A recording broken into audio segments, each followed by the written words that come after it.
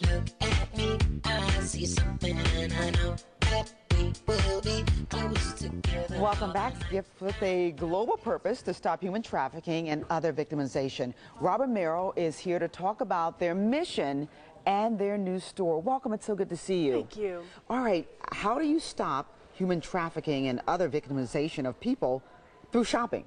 Well, we provide products to be made within rescue centers. So after someone is rescued from such a situation, we provide jobs that can be made within rescue centers and shelters all around the world. What is fair trade? Fair trade is a focus on the producer, making sure that they're not in, it's an anti-slavery movement, making sure that producers are not in a slave-like condition, that they're getting paid properly. Producers, you mean people? People who are making Workers. products. Like, for instance, honestly, I don't know who made this shirt. I don't know if they were put in a very bad situation. I bought this at the store. I didn't buy this fair trade. I'm guilty. So I don't know what the conditions that this person made this product under. And most of us buy things like that all day long. We don't think about the conditions of who made what we are buying. Whereas in fair trade, we know the conditions that the person made them under. They were healthy, they were safe, and they're being paid a fair wage. We're trying to break the cycles of poverty that keep people in grinding poverty so they can be liberated financially, economically. Well, you've got some gifts here with some unique stories behind them. For example, these.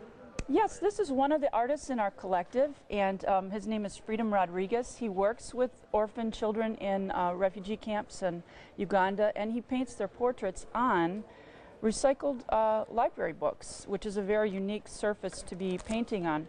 We try to work with all recycled or organic materials in what we're doing with the Mission Gifts and the Upper Room Art Gallery, and this is one of the items that is sold that raises money for the work that he does. When you think of something like human trafficking, you don't think of America, but we should think again, right? Absolutely. We're one of the top nations for the movement of people, and Florida, unfortunately, is the top three, in the top three of the United States for trafficking. And remembering that there would be no supply if there was no demand. So in what way are, I guess, folks in Florida adding to, the problem? Causing the demand? It's split in Florida. About 50% is for labor and about 50% is the sex industry. So by those, in the labor, it's people who are basically just greedy. Our demand for low prices causes people to pay workers less or to keep them in conditions that are not healthy or safe. Interesting, fascinating. So now some of these products are even made by people who were once strippers or prostitutes? Correct. And so if you could detail some of that. Sure. These here are actually from Nepal, and these are women who were caught in human trafficking, organic cotton and organic jute.